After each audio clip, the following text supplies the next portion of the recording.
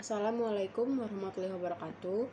Perkenalkan, nama saya Korida Laila, NIM 62131138. Saya dari kelas PJKRD. Di sini saya akan menjelaskan materi tentang bimbingan dan konseling. Pengertian bimbingan berdasarkan pasal 27 Peraturan Pemerintah Nomor 29 atau 90, bimbingan merupakan bantuan yang diberikan kepada siswa dalam rangka upaya untuk menemukan pribadi, mengenal lingkungan, serta merencanakan masa depan.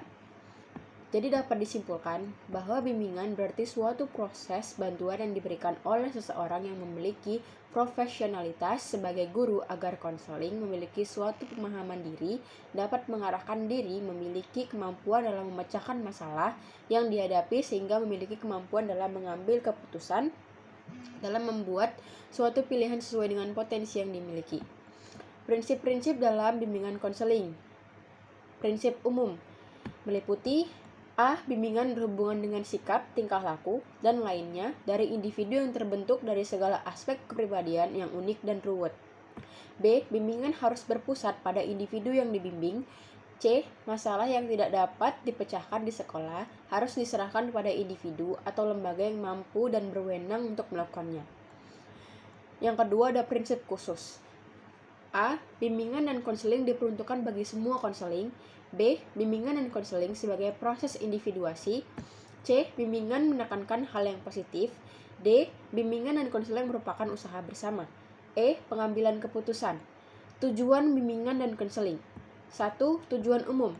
Secara garis besar, tujuan umum dan bimbingan dan konseling adalah membantu individu mewujudkan dirinya menjadi jiwa yang lebih baik, seperti halnya tujuan umum dari layanan bimbingan dan konseling adalah sesuai dengan tujuan pendidikan sebagaimana yang dinyatakan dalam Undang-Undang Sistem Pendidikan Nasional atau UU SPN tahun 1989 atau Undang-Undang Nomor 2 tahun 1989, yaitu terwujudnya manusia seutuhnya yang cerdas, yang beriman, bertakwa kepada Tuhan Yang Maha Esa, dan yang berbudi pekerti luhur, memiliki pengetahuan dan keterampilan, kesehatan jasmani dan rohani, kepribadian yang mantap dan mandiri, serta rasa tanggung jawab yang tinggi atas kemasyarakatan dan kebangsaan. 2. Tujuan khusus. Tujuan khusus dari layanan bimbingan dan konseling adalah untuk membantu siswa agar mencapai tujuan-tujuan perkembangan meliputi aspek-aspek antara lain pribadi sosial, belajar, dan karir. Bimbingan pribadi sosial dimaksudkan untuk mencapai tujuan dan tugas perkembangan pribadi sosial dalam mewujudkan pribadi yang takwa, mandiri, dan bertanggung jawab.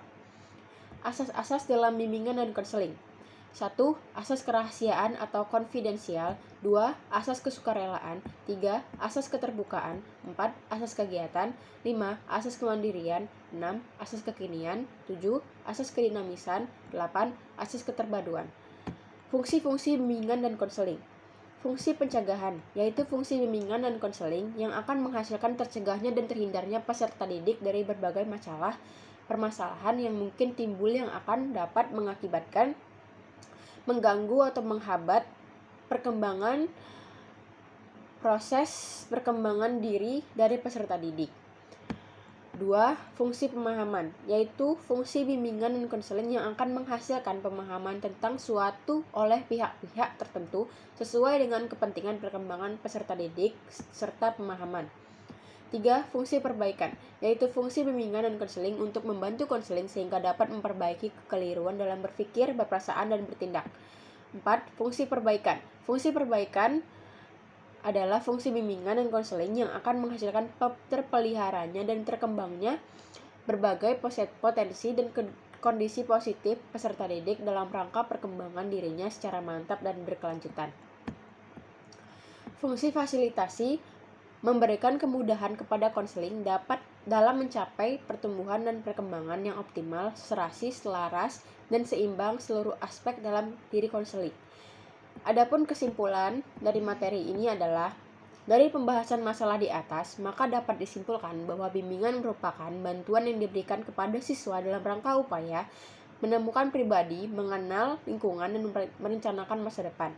Bimbingan dan konseling merupakan salah satu komponen dalam keseluruhan sistem pendidikan khususnya di sekolah. Guru sebagai salah satu pendukung unsur pelaksana pendidikan yang mempunyai tanggung jawab sebagai pendukung pelaksanaan layanan bimbingan pendidikan di sekolah dituntut untuk memiliki wawasan yang memadai terhadap konsep-konsep dasar bimbingan dan konseling di sekolah, dengan tujuan agar siswa dapat merencanakan kegiatan penyelesaian studi, perkembangan karir, serta kehidupannya di masa yang akan datang, mengembangkan seluruh potensi dan kekuatan yang dimilikinya seoptimal mungkin, menyesuaikan diri dengan lingkungan pendidikan, lingkungan masyarakat, serta lingkungan kerjanya, dan mengatasi hambatan dan kesulitan yang dihadapi dalam studi penyesuaian dengan lingkungan. Sekian materi dari saya. Apabila ada salah kata, mohon maaf.